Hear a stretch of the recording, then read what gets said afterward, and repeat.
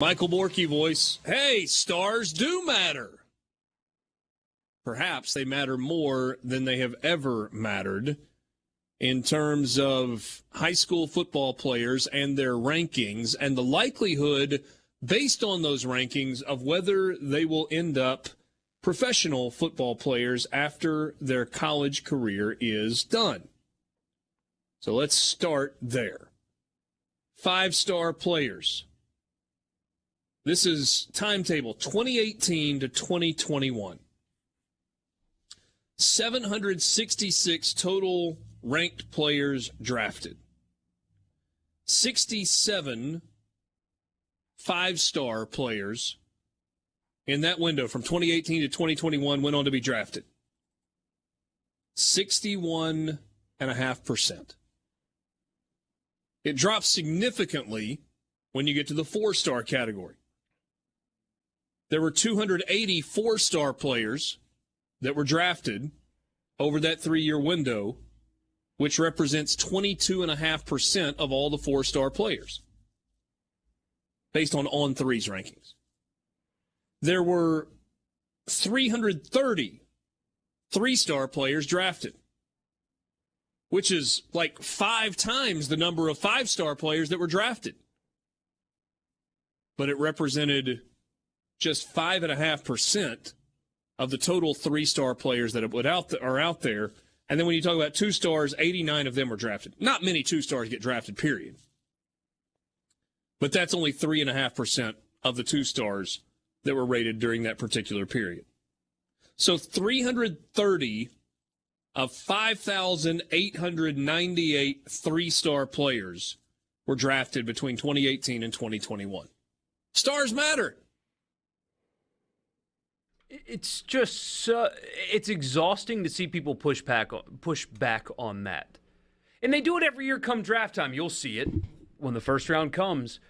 Oh, there was this many 3-stars drafted, and there were more 3-stars than 5-stars, so therefore it doesn't matter. Well, you don't quite understand math and percentages?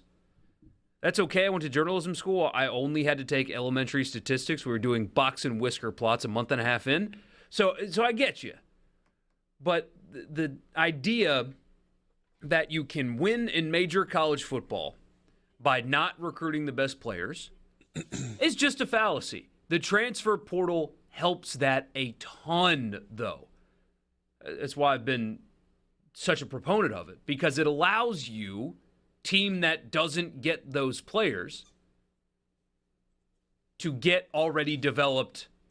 Maybe you find those 3 stars, the 5% of 3 stars that are NFL caliber players. You can get those guys now after you know they exist, as opposed to taking a bunch of flyers on 3 stars and hoping one works out. Now, with all of that said, what about locally? What about right here in the state of Mississippi?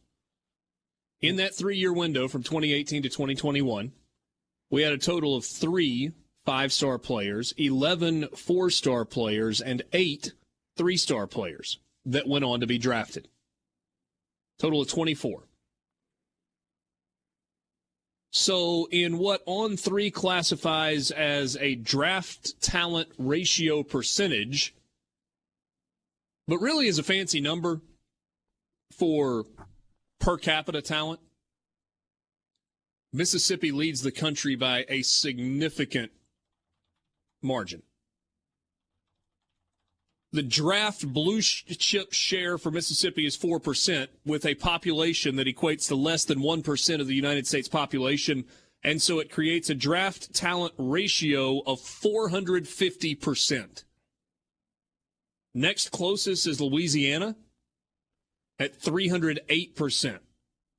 And then Washington, D.C. at 276%, and then Georgia at 258%, and then Alabama at 229%.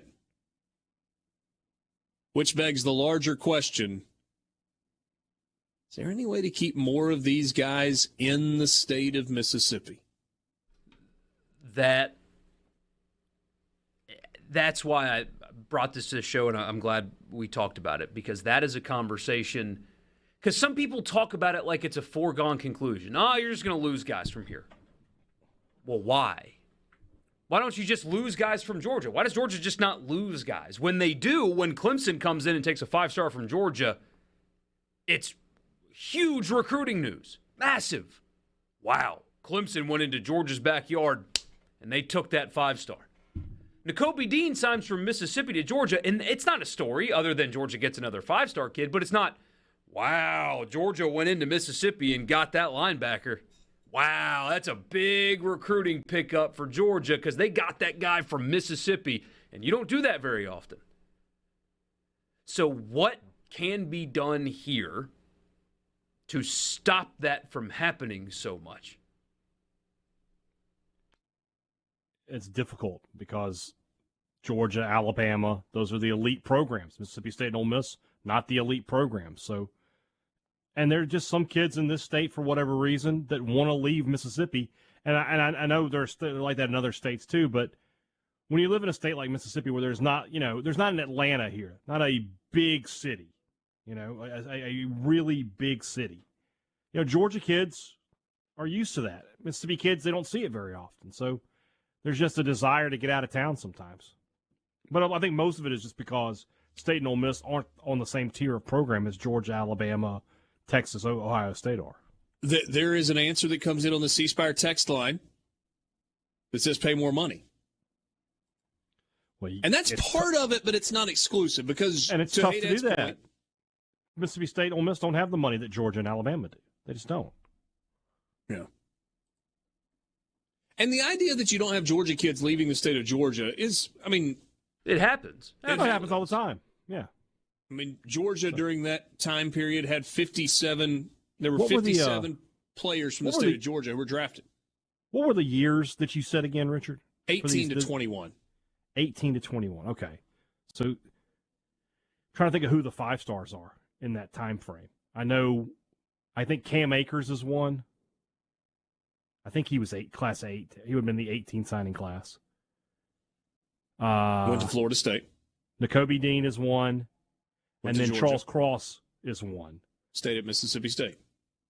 And, of course, those two guys haven't been drafted yet. Yeah.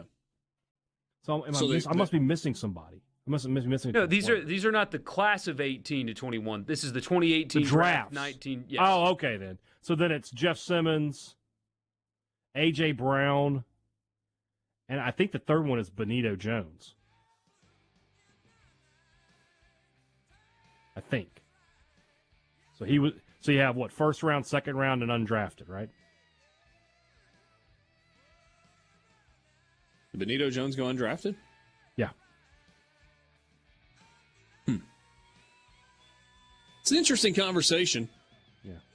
But like I said, 2 more 5-stars are going to get drafted in a couple of days, or in a month or so. Brad and Jackson says, well, if you stay home, can you build a program like that? It certainly would help. Yeah. It certainly